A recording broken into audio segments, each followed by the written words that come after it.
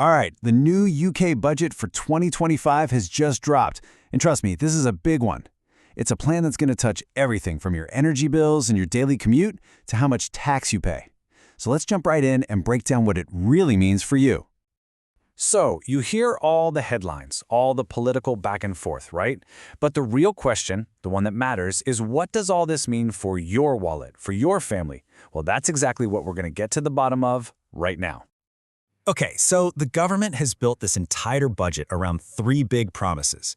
They're saying they're going to cut your cost of living, slash those NHS waiting lists, and get a handle on the national debt. Big claims, right?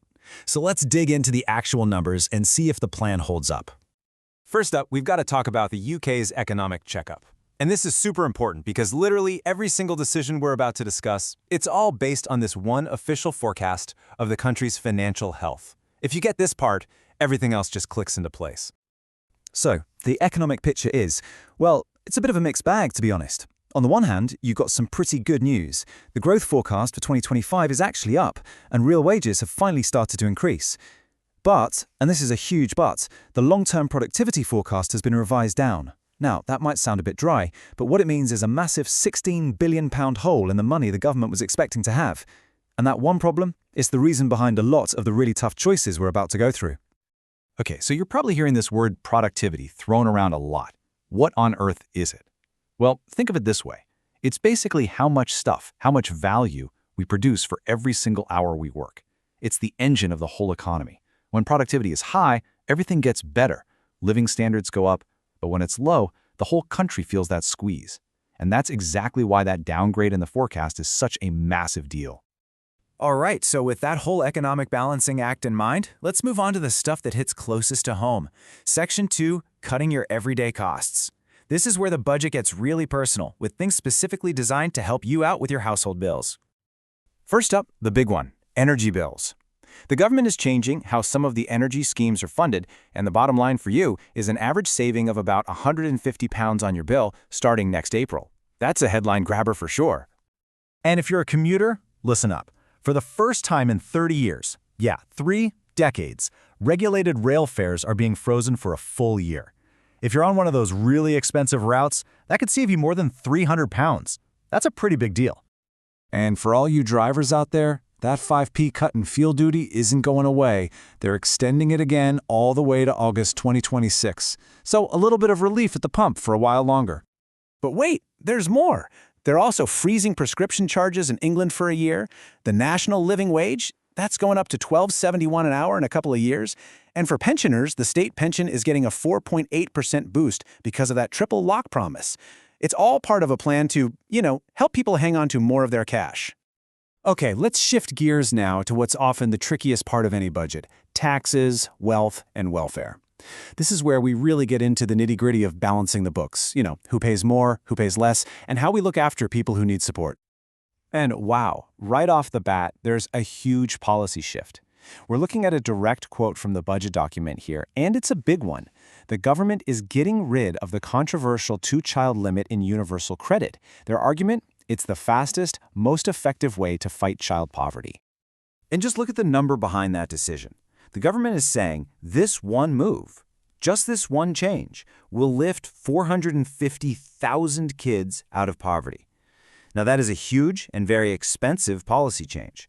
So it immediately brings up the billion-dollar question, or in this case, the multi-billion-dollar question: how are they going to pay for it? Well, this slide gives us the answer. It lays out their four-step logic for tax reform. First, they say they want to tackle an unfairness, the gap between how we tax work versus how we tax wealth. Second, they're going after high-value properties and assets.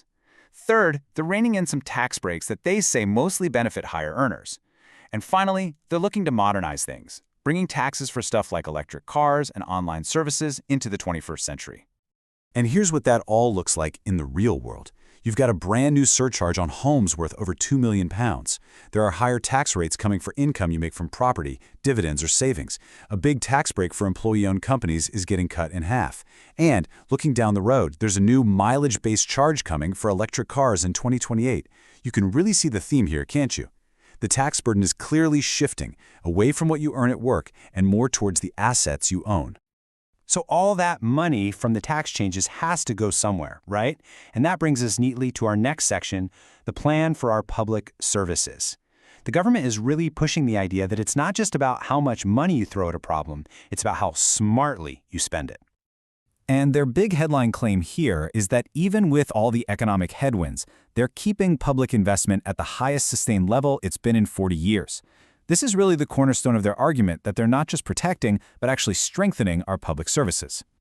And you can see the long game here on this chart. This is from the official forecaster, the OBR, and it shows how these policies are supposed to boost the economy in the long run. See that big bar? That's public investment, which they expect to give us the biggest kick.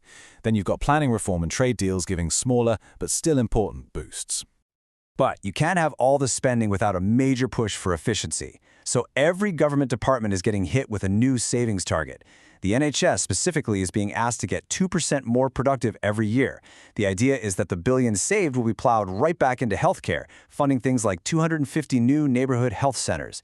They're even trying to cut what they call the cost of politics by getting rid of roles like police and crime commissioners. Okay, so we've been through the cuts, the spending, the big reforms. That brings us to our final section, the bottom line. After all is said and done, where do the UK's finances actually stand? Let's look at the official forecast. This table pretty much sums it all up. This is the official outlook for the next 5 years. You can see GDP growth is expected to be pretty steady, right around 1.5%. Inflation, well, that's predicted to come back down to that 2% target in a few years. But look at that bottom row, borrowing. The key thing to notice is that it's forecast to go down, down, down every single year. So what does all of that actually mean?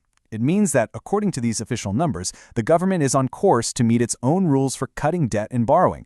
And not just meet them, they're projected to have a buffer of almost £22 billion. That gives them a bit of wiggle room, just in case the economy throws a curveball. And so that leaves us with the big final question. The government has called this budget Choices for a Secure Future. It's a plan based on a very particular set of forecasts and priorities. We've seen the numbers, we've seen the trade-offs. The question for all of us now is, will these choices actually deliver that secure future? And really, that's where the debate truly begins.